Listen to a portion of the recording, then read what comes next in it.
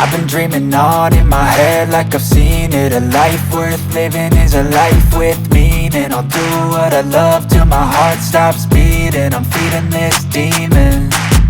Got a taste. Salam Planter Indonesia, Assalamualaikum warahmatullahi wabarakatuh. Di hari yang berbahagia ini, bahwa masuk pertanyaan kepada The Brondol tentang lahan gambut, bahwa banyak mitos di masyarakat yang beredar berkaitan dengan adanya pupuk yang kalau dipakai ataupun bahan lain yang dipakai di kelapa sawit dan di lahan gambut menyebabkan bahwa tanaman itu akan mudah doyong ataupun roboh. Hal ini perlu saya luruskan, hal ini adalah mitos atau fakta? Jawabannya adalah mitos saja, yaitu ada abu janjangan kosong. Apakah penggunaan abu janjangan kosong menyebabkan tanaman kelapa sawit menjadi roboh atau tumbang? Dan juga masih banyak yang bertanya, apakah urea ini juga menyebabkan menjadi tumbang, mudah tumbang ataupun doyong di gambut? Lah, di siang hari yang berbahagia ini, izinkan The Brondol menjelaskan kedua bahan ini. Abu janjangan kosong ini memiliki kadar kalium yang cukup besar, yaitu adalah hampir 25% K2O, yang mana sering digunakan untuk sebagai suplemen pengganti KCl. Karena di harga KCl yang hari ini atau MOP harganya sampai 900.000, maka banyak petani yang beralih ke abu janjangan kosong. Lah, apakah kedua pupuk ini menyebabkan tanaman itu mudah roboh ataupun doyong? Adalah mitos. Karena apa? Bahwa yang menjawab doyong di gambut adalah takdir. Karena sekali lagi bahwa kelemahan lahan gambut yaitu bahwa antar partikel gambut adalah tidak saling mengikat. Berbeda dengan liat yang memiliki ikatan kimia, adanya kation-kation yang saling dan liat juga bermuatan sehingga dia saling mengikat. Berbeda dengan gambut yang terdiri dari tumpukan bahan organik, yang mana bahwa partikel-partikel organik ini adalah tidak saling menguatkan. Artinya begitu dia bertumpuk, maka tidak ada hubungan yang mampu menguatkan, di mana bahwa hubungan saling menguatkan antar partikel untuk media tanam ini akan sangat berpengaruh terhadap kemampuan untuk menopang batang dan pelepah itu sendiri. Sehingga ketika kalau kita lihat di kelapa sawit, di tanah liat kok tidak tumbang, ya karena memang kemampuan liat sendiri adanya muatan-muatan inilah yang saling menguatkan dan menguatkan akar kelapa sawit supaya tidak mudah tumbang. Berbeda dengan gambut yang memang ketika kita ambil saja sangat remah sekali dan tidak memiliki kekuatan antar partikelnya. Begitu kita menggunakan kedua bahan ini, mungkin muncullah statement bahwa akan mudah roboh dan atau mudah tumbang. Maka akan saya jelaskan. Abu janjangan kosong ini memiliki dua sisi. Yang pertama adalah akan menaikkan pH. Sehingga ketika tanaman kelapa sawit di gambut dipupuk dengan menggunakan abu janjangan kosong ini, justru malah akan menjadi hijau lebih baik. Kenapa? Karena serapan unsur haranya akan menjadi lebih baik karena pH-nya naik seperti itu. Dengan pH-nya semakin naik, maka serapan akan semakin bagus. Pak Pendi, padahal di abu janjangan kosong ini habis dari pembakaran tidak ada nitrogennya. Benar. Namun bahwa rilisnya nitrogennya adalah di gambut sendiri yang sebenarnya merupakan tumpukan bahan organik yang mengalami dekomposisi yang secara perlahan-lahan pasti akan meriliskan atau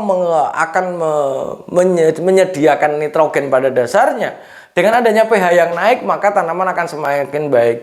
Kemudian di sudut pandang yang kedua adalah bahwa ini akan menghasilkan KCl setara dengan KCl-nya, karena bahwa kalau KCl 60% K2O, kalau abu janjangan abu ini adalah 25% K2O, sehingga memang bobot buahnya akan menjadi sangat lebih baik. Dan apalagi misalnya yang sebelumnya sangat minim sekali penggunaan kaliumnya, dengan menggunakan abu janjangan ini akan sangat memperbaiki kualitas buahnya. Sehingga seperti ini, ketika kita menggunakan abu janjangan kosong ini, apakah menyebabkan apakah mudah roboh? Maka roboh di gambut sudah takdir.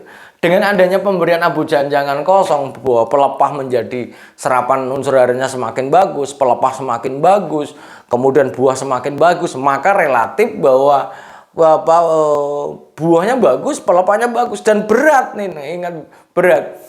Tapi bukan menyebabkan abu janjangan kosong ini menyebabkan roboh, bukan. Tapi justru karena dia berat, produksinya bagus, maka dia biasanya karena bahwa akar kelapa sawit ini nggak bisa ditopang oleh gambut itu sendiri, sehingga dia akan roboh, akan miring-miring seperti ini. Maka menjadi petani di gambut tidak boleh memiliki frame bahwa penggunaan ini adalah menyebabkan mudah roboh dan sebagainya. Tapi bagaimana menanganinya jika memang sudah miring? Karena kembali lagi lahan di gambut adalah roboh di gambut adalah takdir. Sehingga yang kedua, apakah penggunaan urea justru di dalam sumber nitrogen ini mungkin sudah pernah dijelaskan di vlognya The Brondol bahwa urea ini memiliki kadar 46% K2O, sementara kalau kita menggunakan sumber lain yaitu adalah ZA hanya memiliki 20%, K2O ngawur. Memiliki 40% nitrogen dan 21% nitrogen dan ada sulfurnya 24% sulfur lah ini. Sehingga mitos menggunakan urea itu akan menyebabkan roboh, saya kira tidak. Saya kerja di sebuah perusahaan swasta yang dari awal memang lahan gambut itu memang rekomendasinya justru urea, bukan ZA. Kenapa? Karena ZA sendiri memiliki 24% sulfur yang mana akan berpengaruh terhadap keasaman gambut itu sendiri. Gambut sudah asam, sulfur akan menyebabkan semakin asam. Kalau ZA ini di mineral mungkin bisa saja, walaupun kadar nitrogennya adalah hanya 21%. Karena sulfur yang ada akan memperbaiki dalam sistem serapan nitrogen itu sendiri, akan membantu efisiensi penyerapan nitrogen juga. Namun bukan semata-mata urea menyebabkan doyong atau roboh, itu bukan.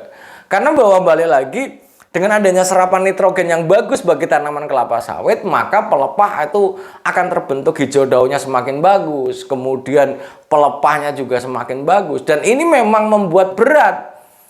Ketika dia membuat berat ini, maka buahnya juga akan baik.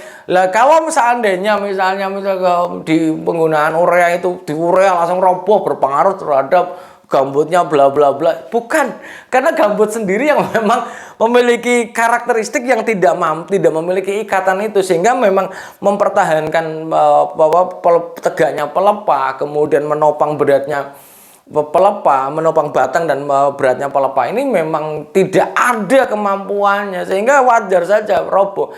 Lah benang merahnya itu seperti ini. Pilihan kita sebagai petani gambut adalah seperti ini. Apakah kita akan bertahan menggunakan misalnya pilihannya itu gini. Apakah kita di gambut tidak pengen roboh tapi buahnya kecil dan pelepahnya kecil, tidak berkembang dengan sangat baik, tegak. Mungkin dia robohnya akan nantilah agak panjang. Tapi kalau seandainya pilihan yang kedua adalah mudah miring, mudah doyong, tapi buah pelepahnya besar, pelepahnya bagus, hijau, berat, dan buahnya juga berat. Karena kemampuan gambut sendiri tidak mampu menopang, dia maka miring.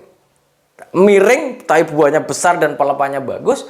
Atau agak doyongnya nantilah, tapi buahnya kecil-kecil. Yang pasti dipilih adalah yang penting besar Pak Pendi. Pelepahnya bagus, buahnya besar, kemudian pasti produksinya akan bagus walaupun agak miring. Nah, pilihannya adalah bagaimana mengantisipasi ketika perakaran itu sudah miring. Misalnya, ini kita punya gambut kondisi sudah miring seperti ini dengan perakaran yang terangkat seperti ini. Ini biasanya seperti ini ya, ini seperti ini, terangkat seperti ini. Terangkat ini akar-akarnya terangkat. Nah, tinggal kita timbun saja. Kita timbun perakarannya supaya dia menyentuh media tanah lagi. Ini jadi kunci di gambut salah satunya adalah bagaimana melakukan konsolidasi ketika akar itu terangkat. Itu. Jadi bukan memilih urea atau ZA. Kalau saya tetap memilih urea. Kenapa? Karena sudah saya buktikan sendiri di perusahaan tempat saya kerja, dari dulu udah pakai urea dan tidak ada masalah. Justru malah produksinya bagus dan tidak menggunakan ZA. Di beberapa rekomendasi perusahaan termasuk PPKS pun di gambut tidak direkomendasikan ZA. Kenapa? Karena mengandung 24% sulfur yang akan berpengaruh terhadap kemasaman tanah, dan sulfur tidak begitu diperlukan banget dalam jumlah yang melebihi dari nitrogen. Hal ini yang menyebabkan saya jawab bahwa apakah urea itu menyebabkan roboh, jawabannya adalah mitos. Yang menyebabkan roboh itu memang karakteristik gambut sendiri, bukan gara-gara ureanya ataupun abu janjangan. Mungkin itu aja dulu yang dapat saya sampaikan di kesempatan di siang hari yang berbahagia ini. Intinya seperti ini para planter dan para petani semua. Banyak mitos yang beredar, tapi kita harus realistis. Ketika menggunakan abu janjangan kosong dengan kadar kalium 25%, maka kita berharap bisa menekan biaya penggunaan KCL yang harga KCL yang harganya mahal pada hari ini.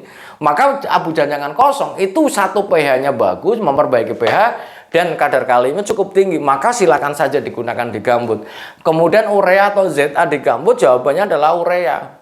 Tidak perlu kita menggunakan ZA, walaupun adanya sulfur untuk mengefisiensi serapan nitrogen, namun di gambut sulfur dalam bentuk zoavel zero amonium ini ada sulfatnya yang akan mengasamkan gambut. Gambut sudah asam, ditambah asam lagi sangat tidak cocok untuk di gambut. Jadi intinya adalah pilihannya bagi para petani.